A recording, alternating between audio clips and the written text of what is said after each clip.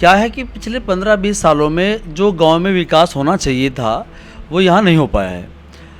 हम पढ़े लिखे व्यक्ति अगर इस बात को नज़रअंदाज करेंगे और सामने नहीं आएंगे, अपने गांव का विकास करने के बारे में हम नहीं सोचेंगे, तो हम एक दिन और ज़्यादा पिछड़ जाएंगे। कुतुबपुर हमने आज से 3 महीने पहले मोहल्ला शिक्षा केंद्र खोला हुआ है। वहाँ गरीब बच्चों को शिक्षा दी जा रही है। वो पूरी तरीके से निःशुल्क है।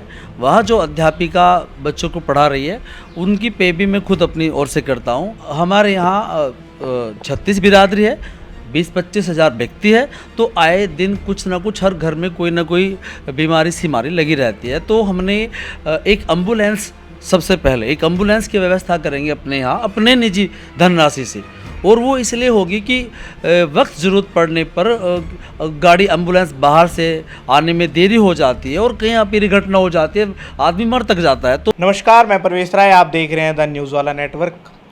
चुनाव में नामांकन होने के बाद हम गली गली गांव-गांव घूम रहे हैं और हर प्रधान पद के उम्मीदवार से बातचीत करते हुए नजर आएंगे आपको। इसी बीच आज हम गढ़ पहुंचे हैं, गढ़ ग्राम पंचायत में। हमारे साथ दिलीप कुमार जी मौजूद हैं। आइए इनसे बातचीत करेंगे। ये चुनाव के में उम्मीदवार हैं, भावी उम्मीदवार हैं। इनसे मेन पूछना होगा इनका मुद्दा क्या है आखिर चुनाव लड़ने का, ये जनता के बीच किन मुद्दों को लेकर के चुनाव में जा रहे हैं। आप सबका स्वागत, और जितनी भी ग्राम गढ़मीरपुर की जनता है उनको नमस्कार, आदाब। मैं मास्टर दिलीप कुमार आपको बताना चाहता हूँ कि हमारे गांव गढ़ के अंदर जहाँ बैठे हुए हैं, यहाँ ग्राम पंचायत गढ़ में 7050 वोट के समथिंग है, और 36 बिरादरी यहाँ है हम, जो बड़े प्यार से मिलकर एक साथ रहते हैं। क्या है कि पिछले 15-20 सालों में जो गांव में विकास होना चाहिए था वो यहाँ नहीं हो पाया है। हम पढ़े लिखे व्यक्ति अगर इस बात को नज़रअंदाज करेंगे और सामने नहीं आएंगे, अपने गांव का विकास करने के बारे में हम नहीं सोचेंगे, तो हम एक दिन और ज़्यादा पिछड़ जाएंगे। आपने बात की पढ़े लिखे व्यक्ति की, तो देखिए सवाल थोड़ा अलग होगा। आपकी साक्षरता क्या है? मैं MA B.Ed किया हुआ है, और मैं चाहता हूं कि अपने गांव के अंदर सबसे पहले मैंने चला भी रखा है ग्राम कुतुबपुर, जहां से आपने शुरुआत की है। कुतुबपुर हमने आज से 3 महीने पहले मोहल्ला शिक्षा केंद्र खोला हुआ है। वहाँ गरीब बच्चों को शिक्षा दी जा रही है। वो पूरी तरीके से निःशुल्क है। वहाँ जो अध्यापिका बच्चों को पढ़ा रही है उनकी पे भी मैं खुद अपनी ओर से करता हूँ। उसी क्रम में मुस्लिम भाइयों में हमारा एक मोहल्ला कोचिंग सेंटर चल रहा है। वहाँ पर भी बहुत बच्चे गरीब की शिक्षा पा रहे हैं। जो बच्चे अच्छे विद्यालय में, प्राइवेट स्कूल में नहीं पढ़ पाते, तो मैं उन बच्चों को वहीं पर ही शाम के समय ट्यूशन स्वरूप इस तरह की शिक्षा दे दी जाती है, ताकि वो शिक्षा में बहुत ऊपर उठ सके। और वहाँ भी जो भी बच्चे पढ़ रहे हैं वो निःशुल्क पढ़ रहे हैं। जो अध्यापिका वहाँ पढ़ा रही है वो भी हम तनख्वाह अपनी ओर से दे रहे हैं। और हम चाहते हैं कि उन बच्चों का बौद्धिक विकास हो, और जो व्यक्ति है पढ़े लिखे उन्हें हम इस आधार पे रोजगार भी उपलब्ध करा रहे हैं। आपने बात की पढ़ाई की, आप बच्चों को पढ़ा रहे हैं, निःशुल्क पढ़ा रहे हैं, बहुत अच्छा कार्य कर रहे हैं आप। क्षेत्र की जनता में जब आप जा रहे हैं तो आपका चुनाव लड़ने का मुद्दा क्या है? पढ़ाई तो एक अच्छी बात है, आप करा रहे हैं, लेकिन मुद्दा क्या है? सड़क, नाली, पानी, जन वो नल कल योजना है, इसमें तो आपका मेन मुद्दा क्या है आखिर में चुनाव में जाने का? एक्चुअल में क्या है, हमने अपने एजेंडा मैंने पहले भी अपने बैनर के माध्यम से गली गली दीवारों पर लिख दिया है, छाप दिया है। मुझे सबसे पहले अपने गांव के अंदर चिकित्सा पर ध्यान देना है। हमारे यहाँ 36 बिरादरी है, 20-25 हज़ार व्यक्ति है, तो आए दिन कुछ ना कुछ हर घर में कोई ना कोई बीमारी सीमारी लगी रहती है। तो हमने एक एम्बुलेंस, सबसे पहले एक एम्बुलेंस की व्यवस्था करेंगे अपने यहाँ अपने निजी धनराशि से, और वो इसलिए होगी कि वक्त ज़रूरत पड़ने पर गाड़ी एम्बुलेंस बाहर से आने में देरी हो जाती है और कहीं आपकी घटना हो जाती है, आदमी मर तक जाता है। तो गांव में अगर एम्बुलेंस रहेगी और उसकी मैं पूरी तरीके से निःशुल्क सेवा उपलब्ध होगी, वह किसी भी जाति धर्म के लिए, सभी के लिए बराबर होगा, ताकि वक्त ज़रूरत पड़ने पर वो काम आए और उसको सही समय पर चिकित्सा मिल सके, उसको जीवन मिल सके। ये हम करने के लिए जा रहे हैं। और हमने उत्तराखंड सचिवालय से पिछले 2 वर्ष में अपने यहाँ ग्राम गढ़ के अंदर बड़ा स्वास्थ्य केंद्र की भी मांग की हुई है। हो सकता है वो आगामी कुछ वर्षों में स्वीकृत हो जाए। पहला मुद्दा हमारा ये था। दूसरा हमारा क्या है कि नशा इतना बढ़ चुका है कि वो हमारे गांव में नवयुवकों में बहुत ही गलत तरीके से घुस गया है, जो आने वाली पीढ़ी बहुत ही गर्त की ओर जा रही है। उसमें हमने क्या किया है, हम अपने गांव की ग्राम पंचायत की हर एक गली में सीसीटीवी कैमरे लगाएंगे, ताकि कहीं भी कोई भी अप्रिय घटना ना हो और हमारा गांव सुरक्षित रहे। इसके साथ साथ हमारे यहाँ स्वास्थ्य के से जोड़कर आप देखेंगे कि गंदगी इतनी फैली हुई है गढ़ के अंदर, पानी की निकासी नहीं है, कूड़े कूड़े के ढेर जगह जगह बने हुए हैं, लोग उनसे बीमार होते हैं और स्वास्थ्य उनका खराब हो जाता है, आदमी मृत्यु तक भी जाता है। उसके लिए हमने सोचा है कि हम एवरी वीक, प्रत्येक सप्ताह में गांव की पूरी सफाई होगी और चूना डलेगा, और गांव की हर एक मोहल्ले में बड़े बड़े डस्टबिन होंगे। उन डस्टबिनों में एवरी सप्ताह पूरी सफाई होगी, स्वच्छता का पूरा ध्यान रखा जाएगा। हमने अपने एजेंडे में ये भी खोला है कि जितनी भी यहाँ वृद्ध अवस्था पेंशन हो, विधवा अवस्था पेंशन हो, विकलांग पेंशन हो या फिर अन्य कोई योजनाएं हो। आप कहीं ना कहीं केजरीवाल की तरह गारंटियां लेकर के बिल्कुल पर्चा बांट रहे हैं, जैसे कि केजरीवाल जी अपने मुद्दों को लेकर बांट। मैं तो करता हूँ सर, मैं पिछले 15 सालों से अपने गरीब जनता जो हमारे यहाँ की है, मैं उनके बीच में हूँ और मैं मदद कर रहा हूँ और मैं करता रहूँगा। जीत ईश्वर के हाथ में, अल्लाह ताला के हाथ में है, लेकिन मेरा जो धर्म है मुझे करना है वो मैं अभी कर रहा हूँ और लगातार करता रहूँगा। तो अभी बात चल रही थी उसकी, जो मैं बता रहा था आपको एजेंडा। तो एजेंडे में अभी मैं बात की थी वृद्धावस्था पेंशन और अन्य फार्मों की, वो पूरी तरीके से जितने भी फॉर्म आते हैं निःशुल्क दिए जाएंगे, निःशुल्क उनको भरा जाएगा, कोई भी खर्चा किसी व्यक्ति से नहीं लिया जाएगा। पिछली योजनाओं में हमने सुना है, पता भी है हमको कि हमारे गांव के भोले भाले लोगों से आवास के रूप में, मकान के रूप में लोगों से ठगी की गई है। 5,000 रुपये, 10,000 रुपये लिए हैं, विधवा औरतों से लिए हैं और गरीब लोगों से लिए हैं और बड़ी मात्रा में पैसा लिया है। लगभग 200 नाम मेरे पास लिखे हुए हैं जिन्होंने पिछली योजना में इस तरह की ठगी की है, जबकि इतना मकान सरकार की ओर से नहीं आते। तो हम इस तरह के कार्य अपने कार्यकाल में नहीं होने देंगे। किसी भी व्यक्ति से किसी भी योजना का 1 भी रुपया नहीं लेने देंगे। ये पूरी तरीके से निःशुल्क करने के लिए जा रहे हैं।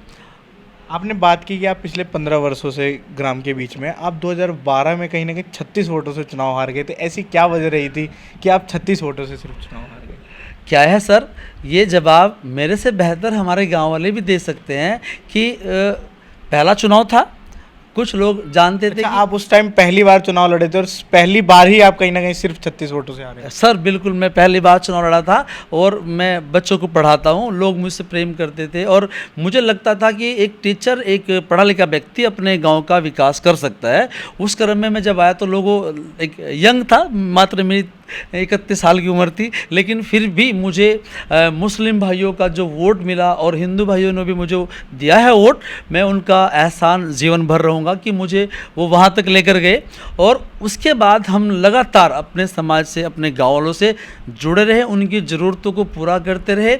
और सबसे अच्छी बात यह है कि हमारे यहाँ हिंदू मुस्लिम के जो त्यौहार आते हैं, हम सब उनमें इतना अच्छे तरीके से घुल मिलकर उनको सब मिलकर मनाते हैं कि हमारे यहाँ इस तरह की जो एक मिसाल है हिंदू मुसलमान की, वो दूर दराज तक भी देखने को नहीं मिलती।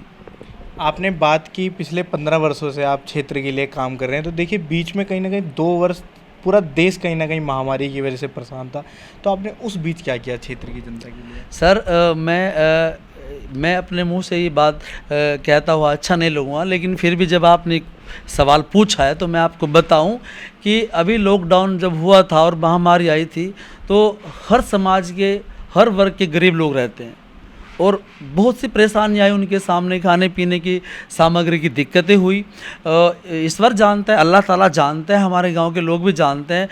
मुझसे जितना भी बना उस समय मैंने अपने गांव वालों की सेवा की है और हमेशा निस्वार्थ करता रहूँगा। सर बात की जाए, आपके विपक्ष में 2-3 ऐसे उम्मीदवार हैं जो काफ़ी अच्छा टक्कर देने के रूप में दिखाई दे रहे हैं आपको, तो उसमें आपका क्या कहना है? क्या आपको लगता है कि आप उनको हरा पाएंगे? बहुत अच्छा सवाल किया है आपने। क्या है कि ये सब जनता जनार्दन का हक है। लोकतांत्रिक देश है हमारा, तो वोट उनका अपना अधिकार है। मैं जनता से चाहूँगा, ये अपील भी करूँगा कि आपके जो पिछले 20 वर्षों में गांव का विकास हुआ है, जिन लोगों ने किया है, आप उनको भलीभांति जानते हो।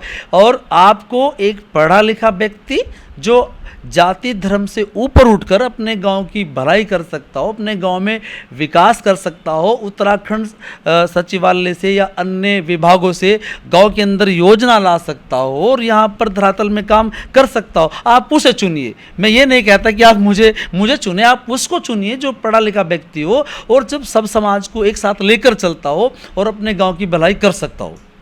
पूर्व प्रधान ने क्या काम किया आपके क्षेत्र में? जैसे कि मैं घूमा हूँ, ग्राउंड पे देखा मैंने, तो पूर्व प्रधान से लोग काफ़ी नाराज़ नज़र आए।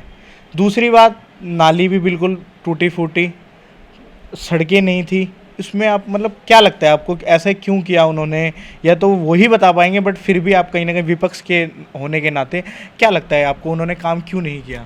सर मैं उन प्रतिनिधि है वो, और आज उम्मीदवार भी है, तो मैं उनका सम्मान करता हूँ।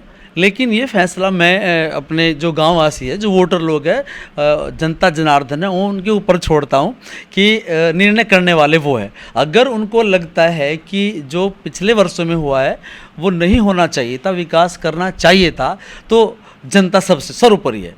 वो अगर इस बार हमें अवसर देती है, इस लायक समझती है, तो जितनी उनकी दुविधाएं हैं, परेशानियां हैं, जो उनके दिमाग में चलता है, जो योजनाएं हैं, जो उनका शोषण हुआ है, वो हम शोषण नहीं होने देंगे और अपने गांव का विकास करेंगे, काम करेंगे। सर देखिए, आप गारंटी केजरीवाल की दे रहे हैं, केजरीवाल की तरह दे रहे हैं, मैं ये नहीं कहूँगा केजरीवाल की, आप केजरीवाल जी की तरह कहीं ना कहीं गारंटी दे रहे हैं। और केजरीवाल जी कहीं ना कहीं गारंटी देने के बाद दिल्ली में भी उन्होंने पूरी की, तो क्या लगता है आप गांव के बीच में गारंटी पूरी कर पाएंगे?